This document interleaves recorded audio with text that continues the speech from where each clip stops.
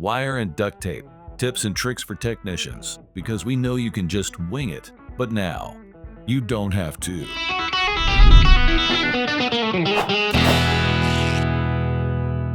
As part of troubleshooting, a technician will often have to check for power in a circuit. Something's not working. So we're going to put the red lead on the source that we're trying to get the power from. But the question is, where do I put the black lead? So to perform a test, we're going to take our black lead or our ground lead. We're going to put it in the common position on our multimeter here. We're going to take our red lead, and because we're going to check for voltage, we want to put it over here in the voltage section. Now, if you're like me, your meter bounces around in the back of a truck. Maybe you're flying to a job and your leads can get damaged.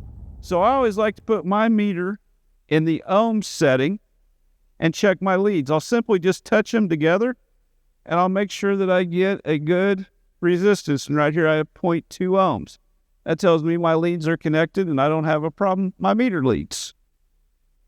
Now to check DC voltage, we're going to put our meter in DC volts. Before we go straight to our source, let's make sure our circuit is powered up. So what do? Well, on our Wago strip here, we have a ground.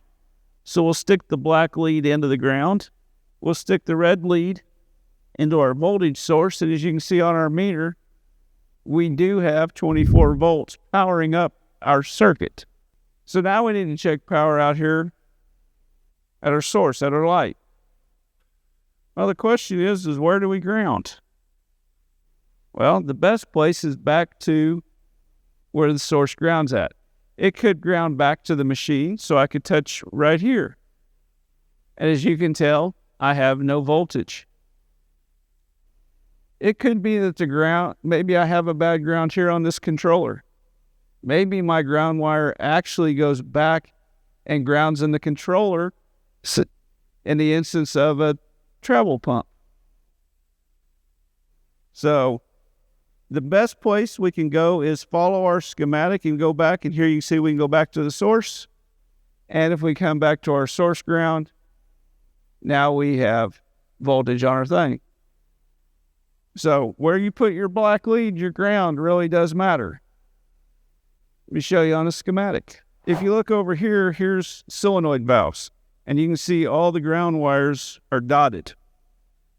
If we follow that back, it's going to go to a bus bar, which is grounded to the machine. So if we're working on any of these, as long as we check our ground wire and we know that we have a good ground, we can ground anywhere on the machine as long as it has resistance back there. But in the case of like over here, the treble pumps, you can see they're separated.